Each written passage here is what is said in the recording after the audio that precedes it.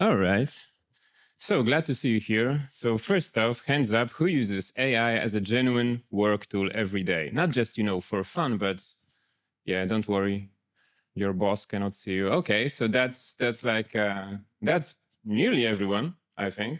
So you should already know what I'm going to talk about.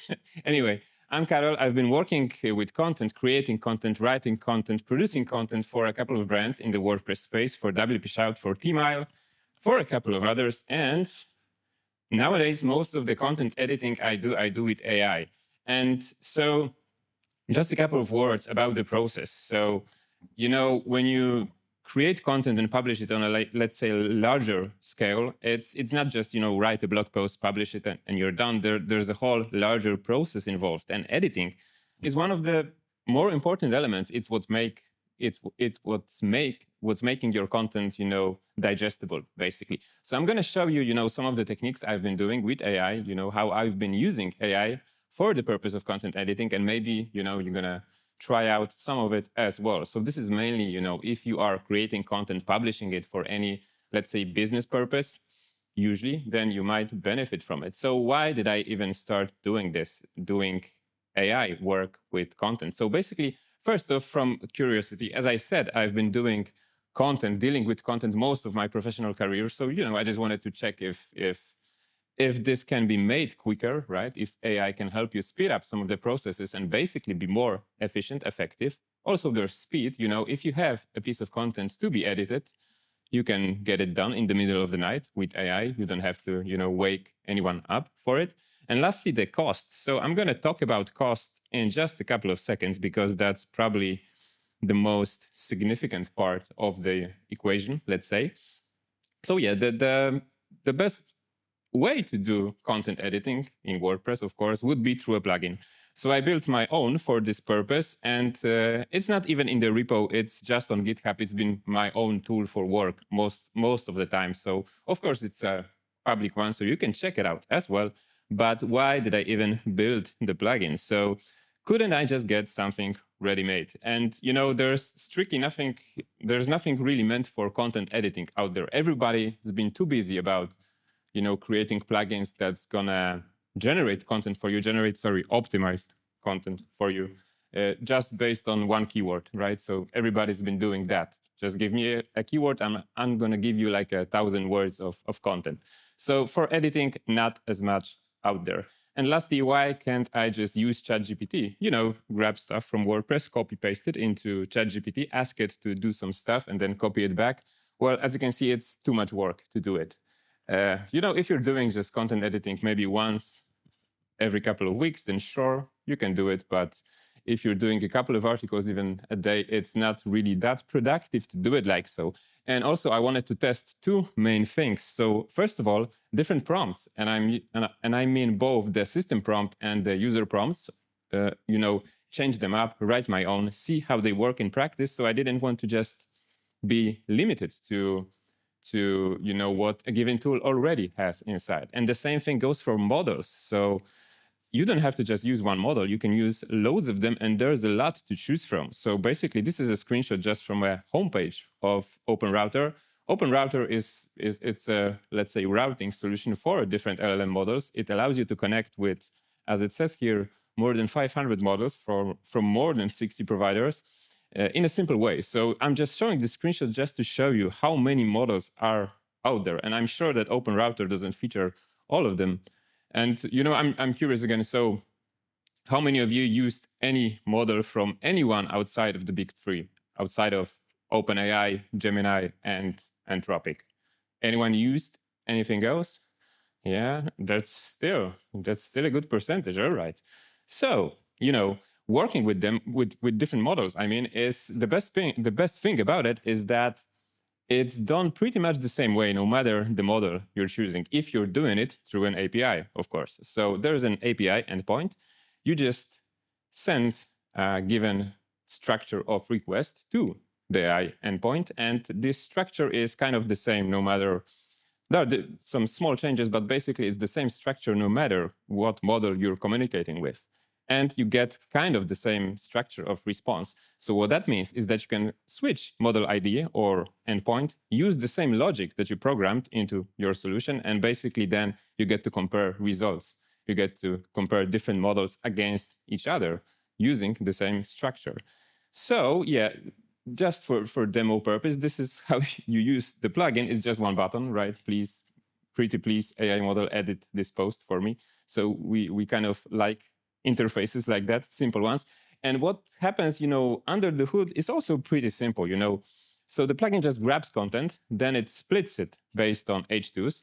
It's doing that because I found that at least the early models didn't really do that well when it came to not shortening your content. So basically, if you were to send entire blog post to a model and that post would be, let's say, 4,000 words, then the AI model would shorten it no matter what. Even though the output context seemed to be high enough to handle it, in practice, it just didn't work that well. So that's why I'm dividing based on H2s. And then I'm sending all those parts to AI, along with a prompt, of course, asking it to fix the content. And lastly, of course, I'm merging it in one place. And yet, since this is WordPress that we're talking about here, we get the revisions to compare the results. And, for me, I don't know how many of you use it, but for me, revisions is like it's one of the best features ever invented in WordPress, at least for my work, because you can compare, you can see the exact changes in your blog posts. I know that some hosts limit those, but you shouldn't probably allow them.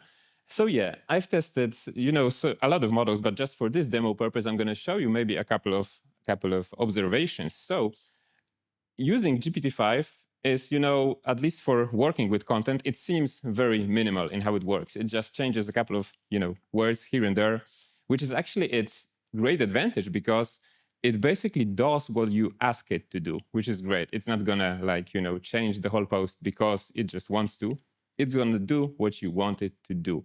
Gemini is more creative, at least from my experience. It's kind of doing more, tries to do more, but still in the boundaries that you set. And lastly, Claude. Well, for me, it has kind of a life of its own. It likes to do stuff, sometimes a lot of stuff, sometimes very little stuff. So I don't really know why this happens. And of course, it's also the most expensive model. So whether it's worth it or not, I can tell you right away, for me, not really. The price doesn't really justify the results, but there are some people who love it. So I guess this is up to you. And lastly, where to start if you want to do any work with AI and content and actually roll it out to production, let's say. So the final result, of course, depends on the prompt. More on that in a second. The content input. So as it turns out, depending on what the writing is, what is it, what the topic even is, what the kind of specific wording is used in the piece of content, the results of an AI model working on it can differ. So you can't really apply every model to every piece of content or use the same prompt everywhere. And lastly, your personal taste. You might think that a piece of writing is great. I might think it's terrible, or vice versa. So, there's not really. It's really hard to decide which is better. Objectively better. It's always someone's opinion on it. So yeah, building the prompts. So no, this is not a good prompt. I mean, it's going to give you a result, sure, along with a lot of comments and a lot of different elements. So this is kind of what I ended up with. And I don't want to, this is not for you to read off screen. This is just to show you kind of the scale of it. And of course, it's in the plugin. So if you download the plugin, you can check out the prompt. So this is just one example of what I ended up with finally, like a rather large structure for content editing. And it follows a specific structure, when you craft a prompt. So this is kind of universal. This is not just for content editing. Basically, if you want to ask AI to do some specific task for you, someone much smarter than me came up with that. And it's basically a structured sequence of elements that your prompt should probably have if you want a good result. So first of all, this is this magic role at the start. It's basically who you are. It's setting the stage, setting the context, telling the model that they are a content editor with, I don't know, 100 years of experience or something. Next thing, the task. This is where you ask it, please edit my content. Next, very important thing, rules. This is the rules that you're setting, basically what you want the model to do, what you don't want it to do. And you have to be really really direct about it. Like, for instance, the rules can be some specific wording that you want to accept or don't want to accept. Maybe this is a good place to ask the model to please don't use any more M dashes in my content. Please don't add M dashes. And just a spoiler, it will anyway. There's no prompt I found that can stop the AI from adding M dashes. If you did, figure this out, please let me know. Knowledge, this block is for adding any specific knowledge that's not probably already in the model. For instance, you might add stuff like, if the content is about your products, your brand, your business, this section can be for things like the pricing of your products, right? So then if there's some content that mentions the price, the model can fix it if there's a typo or something. And lastly, output structure. Output structure is important because you kind of expect a certain thing to appear or not. For instance, you probably don't want the model to start each time saying that you did a great job, that this is a great idea, and you just want the result, right? You just want the result of the model's work. Example, this is optional because it doesn't always apply, I should say, to every scenario, so this is up to you. And finally, the user message, this is the piece of content that you're giving it. This is the stuff that it will work on. One more thing I found, so the model, you should put the most important elements of your task either at the start or at the end of the prompt, because everything in the middle has more of a tendency to be omitted.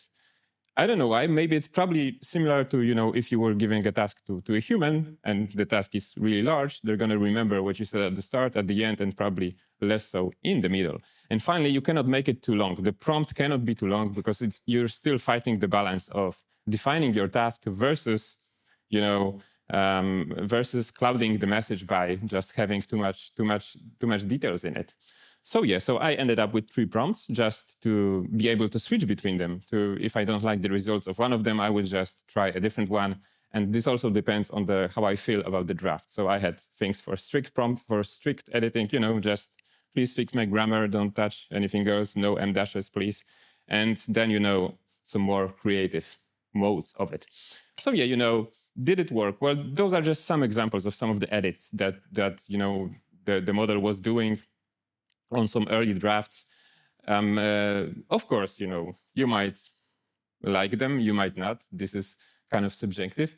But either way, I think that I haven't stumbled upon an edit yet that was terrible, and I was embarrassed to see it. It was always like in the range of good to usable to even great, right? So I think it's kind of useful to speed up the thing. So the costs. Okay, we all saw tables like this one. It's hard to understand them. They are per token, so this doesn't tell us much. But if we look at another table, this is basically how much it costs to edit, let's say, an article of 1,000 words in any of those models, and so on and so forth. So as you can see, it's pretty cheap. So the most expensive model, it's 10 times more expensive than GPT-5 Mini. But those prices, 3 cents per 1,000 words, they are not that high. However, if we add human to the mix, so human edit is much more expensive. And this rate, 5 cents per word, I would say that this is a common rate before AI. So before there was AI, content editors, at least in English content, would charge something around that amount per word. So how to look at it? Well, basically, editing a single word by a human is kind of equals editing a whole 1,000 word article by AI. So, and of course, a human editor is going to be better. Of course, I'm not saying they're not. But are they going to be 1,000 times better? Well, debatable. This basically depends on what you're publishing, what you want to achieve, right? But the main message is that this is probably not a solution. Hiring a professional editor is probably not a solution for everyone, right? Because you're just not going to have the budget to do it. So for those that don't have the budget to do it, using AI to edit content is probably a great idea because it's 1,000 times cheaper, as you can see. So challenges and best practices that I found. So the early models were just too eager to rewrite everything. So no matter the prompt, no matter what you said, what you told them to do, they would always try to rewrite as much as they could. I don't know why. It's probably just the nature of how they were created. Right now, it's not such a problem anymore. Right now, you can just say that, hey, I want to just change this, this, and that, and it's going to work, which is great, right? So next thing, it's all in the prompt, really. So I think I spent like the same time working on the prompts as I did coding the plugin. So, and it's always like crafting and changing just small details in the prompt. So basically you do one edit, you see that the model is doing something that you don't like. So we change a couple of words in the prompt and so on until you get a result that you like. Yeah, and basically another thing is that the same prompt doesn't work the same way with different models. I mean, technically, as it says here, it does work because you're going to get a dependable result, but you know, the behavior isn't really the same. So basically, if you write prompts for one model, you might need some changes so that other models can also use them dependably. As it says here, my prompts are now mostly optimized for GPT because I think that for my work, this model performs the best. And yeah, I kind of advise you to use AI work for things you already understand, because it's tough to spot mediocre results if you don't kind of understand the core of the task that you want AI to do. If you're just experimenting with stuff, sure, of course, experiment with whatever, with image generation, with coding, with anything, right? But if you want to, let's say, roll something out to production, you should probably be skilled enough to understand what really is going on. So basically, someone said that, AI is both the smartest and dumbest person all in one person. So that one person can give you a great result if you also know what a great result is and can guide it to this great result. If you cannot, you're not going to even know that it's not that great. Yeah, so if you want to check, things out, you can check out my plugin to see, how editing content works in practice. You can compare then results in revisions, WordPress revisions. Another alternative is to go to OpenRouter. This is really a great platform. It even allows you to compare like two models against each other. I think it goes up to 5 even. So you can basically choose 5 models in here, give it the same prompt and see what happens. Just, 5 models working on the same prompt. Yeah, and apart from that, work on your prompts. So this right here on the left, it was kind of one of my early ones. And, the final working one is a bit larger than that.